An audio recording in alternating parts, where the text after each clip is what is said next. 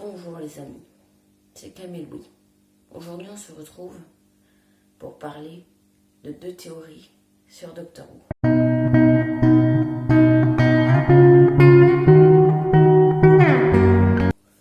La première théorie Doctor Who vous a tellement plu, 35 vues, j'étais ravie.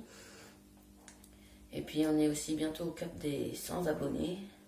Alors je sais pas pourquoi, mais on était à 99, on est repassé à 96.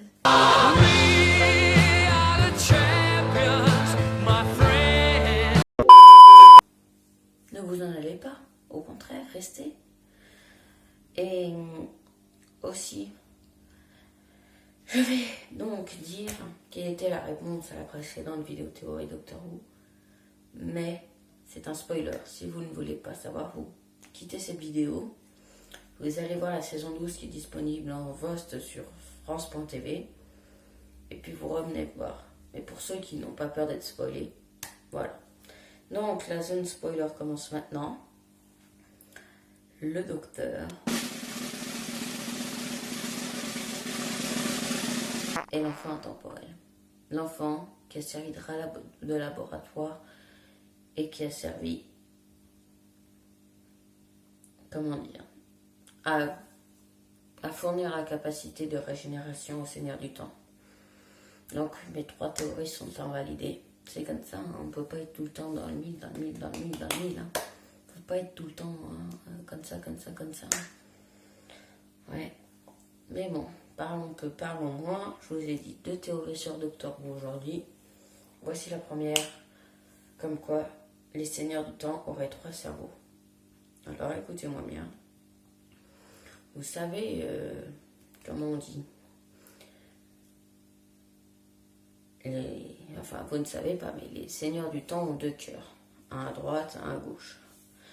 Et dans l'épisode Extremis, Missy, jugée pour tous ses crimes et meurtres,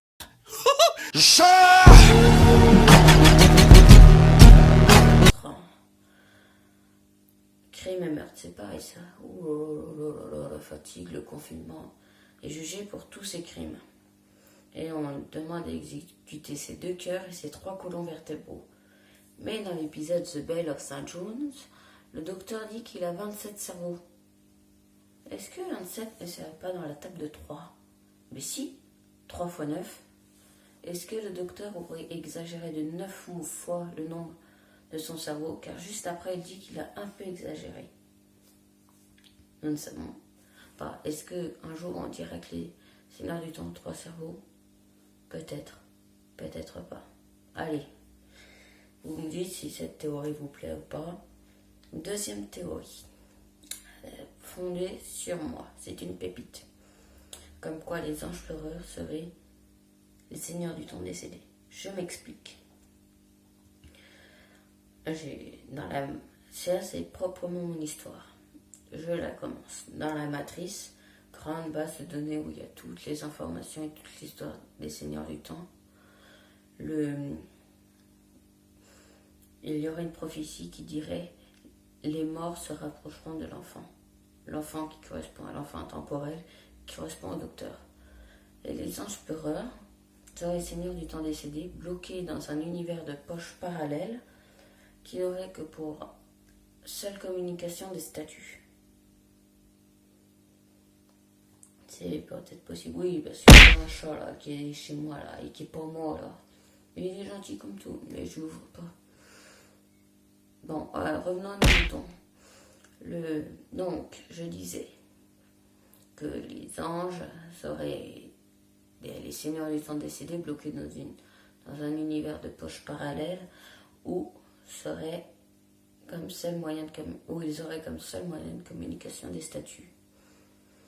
Et il suivrait le docteur qui est l'enfant temporel, tout en sachant qu'il n'y a qu'un seul autre Seigneur du Temps qui a évoqué les anges pleureurs, qui est Rassilon, mais il est évoqué un peu de manière gênée, comme s'il savait, comme s'il avait découvert que les Seigneurs du Temps c'était eux, que les anges pleureurs étaient les Seigneurs du Temps décédés, tout en sachant qu'il s'approche quand même beaucoup du docteur. Bon, cette théorie est pas mal, j'aime bien, mais je sais pas si un jour elle sera validée, vu que c'est de ma propre jus, de mon propre jus, il faut que j'apprenne à parler. Sur ce les amis, ciao ciao, à dans 2 semaines, abonne-toi, lâche un like.